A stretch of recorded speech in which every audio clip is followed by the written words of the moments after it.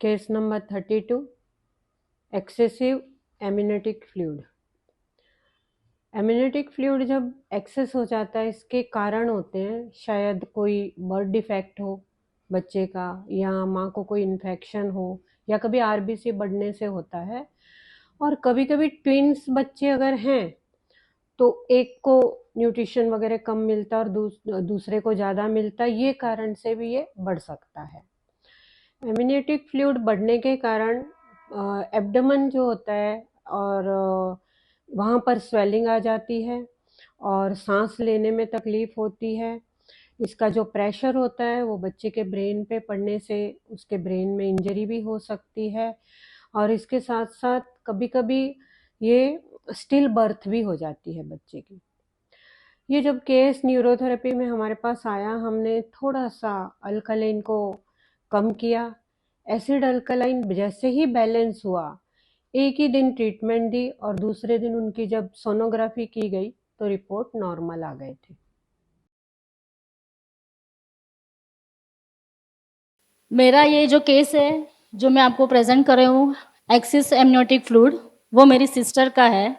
और ये तब की बात है जब मैं दीदी के पास न्यूरोथेरेपी सीख रही थी, मैं स्टूडेंट थी। मेरी सिस्टर का जो 8वां महीने की प्रेगनेंसी थी उसमें एमनियोटिक फ्लूइड बढ़ा हुआ था, जो 25.1 था, जिसकी रेंज जो नॉर्मल रेंज से भी कहीं ज़्यादा था। तो डॉक्टर ने जब ये सोनोग्राफी देखी तो उसके बाद उन्होंने कहा कि अगर ये फ्लूइड कम नहीं हो रहा है या फिर और बढ़ रहा है तो हमें इमीडिएटली उसको एडमिट करके प्री मैच्योर डिलीवरी करनी पड़ेगी। और मेरी सिस्टर ने वो जब डॉक्टर को कहा कि उसके लिए कोई मेडिसिन, तो डॉक्टर ने कहा एलोपैथिक में उसकी कोई मेडिसिन नहीं है, उन्होंने साफ मना कर दिया। फिर उसने आके मुझे ये बात बताई और मैंने दीदी को सारी ये बात बताई, फ़ोन किया तो दीदी ने कहा कि आप जाके ट्रीटमेंट दे के आओ, मैं आपको बताती हूँ। दीदी ने ट्रीटमेंट बताई और मैं उसी दिन गई। शाम को 5 बजे एक ट्रीटमेंट दी मैंने और दूसरी ट्रीटमेंट मैंने 2 घंटे के बाद वापस 7 बजे दी, क्योंकि उसकी दूसरे दिन वापस सोनोग्राफी थी मॉर्निंग में 9 बजे। दूसरे दिन वापस मॉर्निंग में मैं 7 बजे उसके घर गई और तीसरी ट्रीटमेंट दी।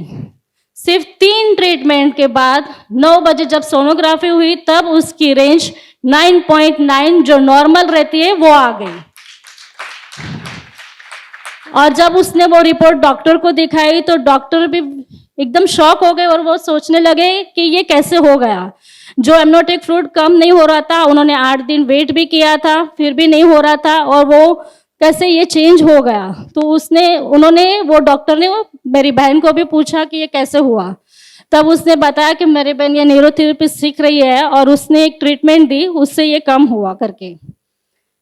तो न्यूरोथेरेपी में हम ये कर सकते हैं कि जो एलोपैथिक में पॉसिबल ही नहीं है, जो इम्पॉसिबल होता है वो पॉसिबल हम न्यूरोथेरेपी में कर सकते हैं। बोलना चाहूँगी, मैंने थोड़ी देर पहले ही एक केस आपके सामने रखा था जिसमें उस लेडी का इम्यूनिटिक फ्लूइड कम था और उसको बढ़ाना था, और इनके बहन के केस में था कि ज़्यादा था और कम करना था।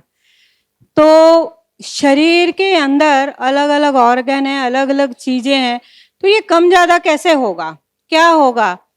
तो जब इम्यूनिटिक फ्लूइड ज़्यादा था तो मेरे दिमाग में बहुत सारी चीज़ें आई कि अगर हम बैलेंस करें अल्कलीन एसिड को तो शायद ये बैलेंस हो जाए। वो शायद था, कंफर्म नहीं था, लेकिन मुझे था कि जो मैं सोच रही हूँ ये परफेक्ट होगा। तो मैंने स्वाति को कहा ये रहती है अंधेरी, इसकी बहन साइन।